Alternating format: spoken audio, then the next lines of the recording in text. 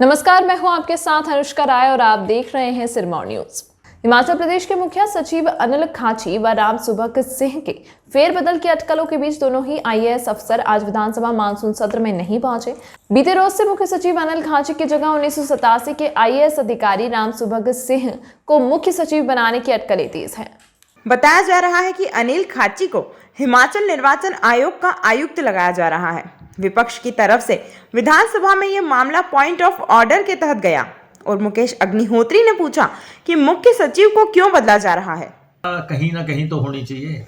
आप 6 chief secretary बदल देंगे, रोजाना चीफ सेक्रेटरी बदल देंगे, ये व्यवस्था कोई बहुत अच्छी बात नहीं है कि आप रोजाना ये फैसले इस ढंग से लें। और ख़ासतौर पे 70 चलते हुए तो आप को करना था, आप इंतज़ार करते, आप 13th का इंतज़ार करते।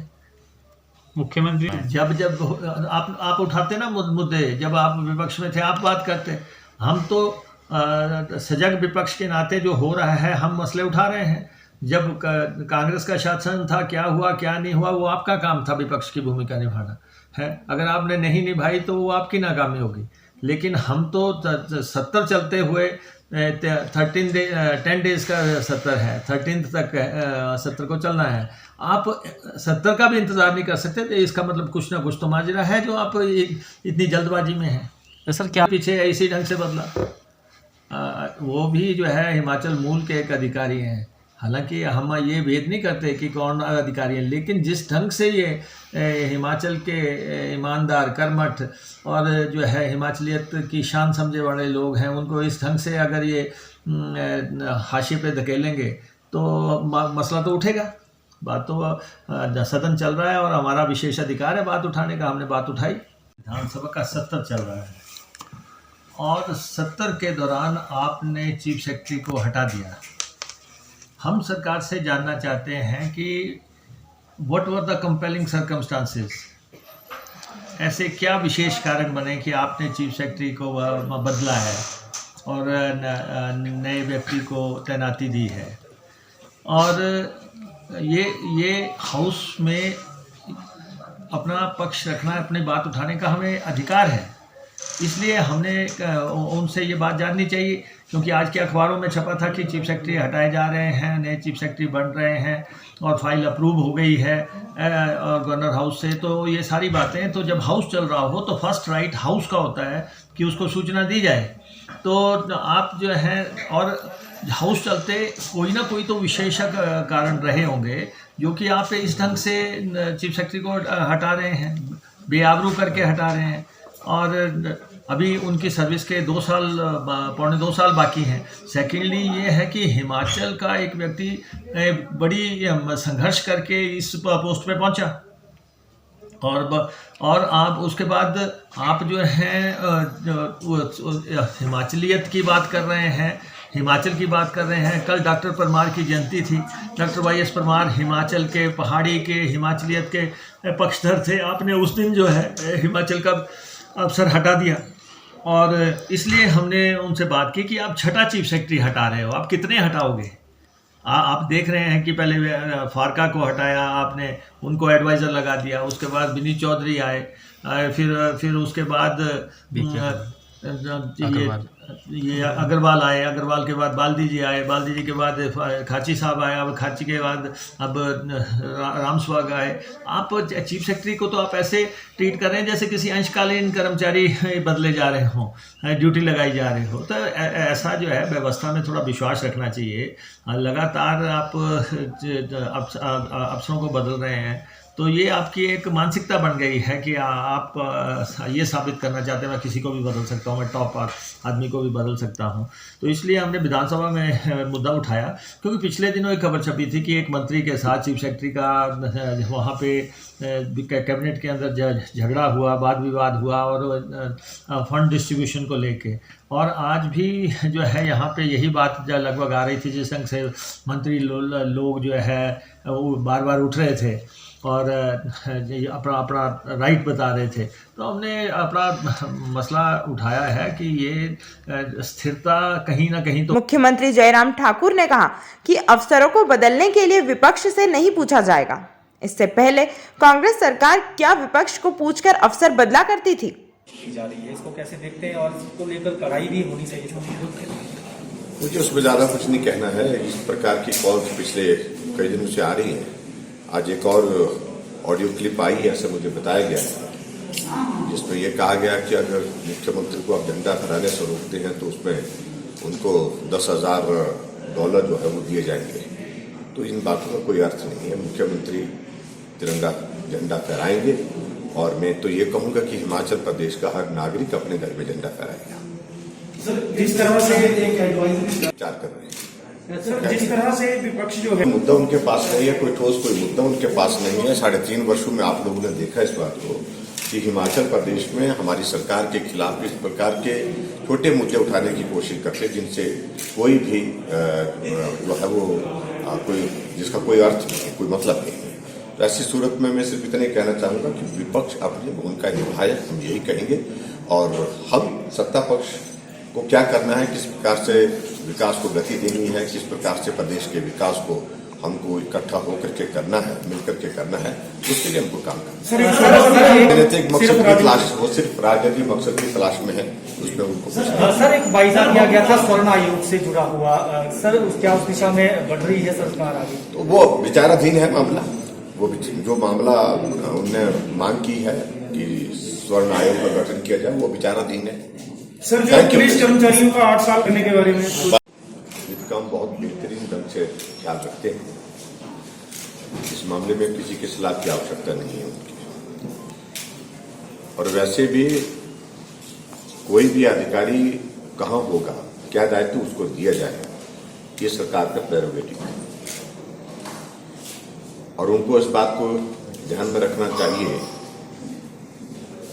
जब उनकी सरकार थी तो कितने लोगों की सीनियरिटी को इग्नोर करके किसी अधिकारी को प्रमोट करके वहां पर लगाया।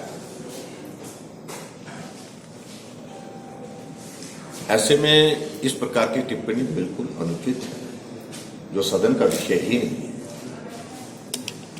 और अधिकारी चाहे वो प्रदेश के अंदर का है चाहे प्रदेश के बाहर का है, अधिकारी सिर्फ अधिकारी है, उसका अपने दायित्व को निर्वहन करना है, जिम्मेवारी के साथ करना है।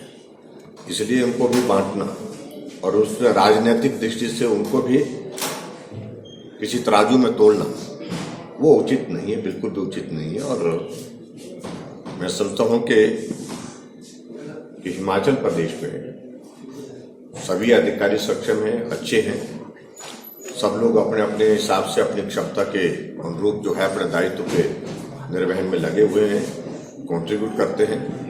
इस तरह से अधिकारियों को अपमानित करने की अगर कोशिश होगी तो स्वाभाविक रूप से उसका संदेश जो है वो अच्छा नहीं जाएगा। वहीं माकपा विधायक राकेश सिन्हा ने कहा कि इस पर सरकार अच्छे से बता सकती है कि क्यों हटाया गया है। किसी के हिसाब से ये नहीं कहा जा सकता कि ये सही है या गलत। बने नहीं बने ये सरकार ने देखना।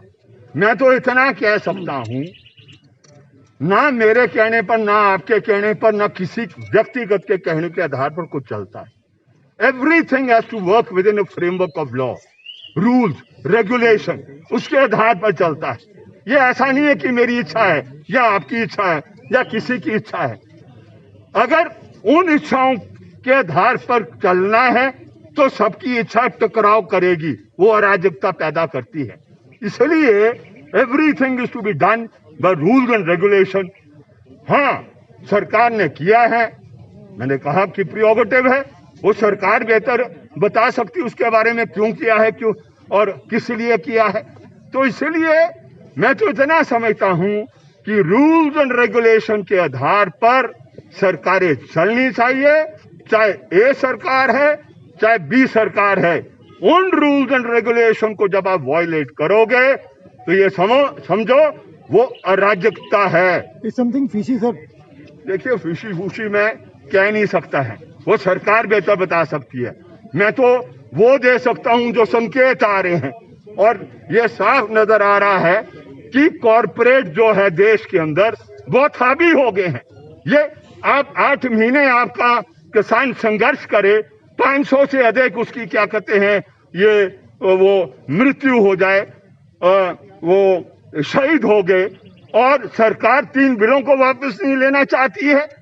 उसका कारण क्या है मुख्य सचिव को हटाने कि के वो जो पीछे- दबाव कॉरपोरेट का सरकारों को चलाने का और जो सरकार की नीति को प्रभावित करने का है, वो जबरदस्त हो गया है, जबरदस्त।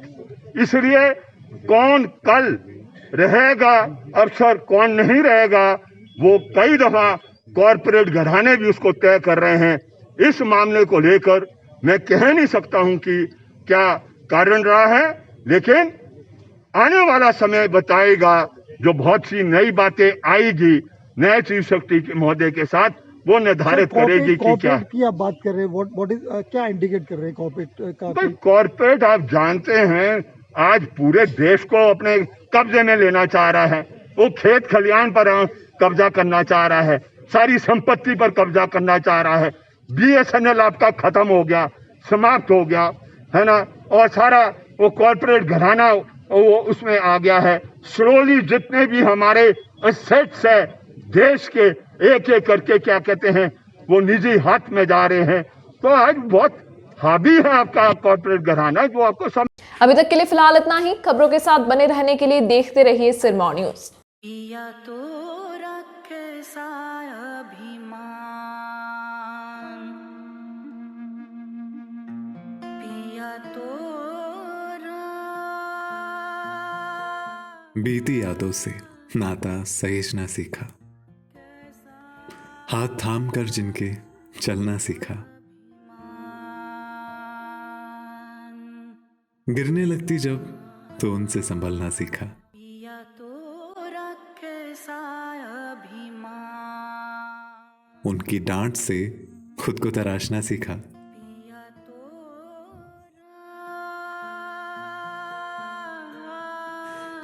घर से दूर होकर भी दिल को हमेशा यह एहसास रहता है, उनका प्यार और फिक्र हमेशा मेरे साथ रहता है।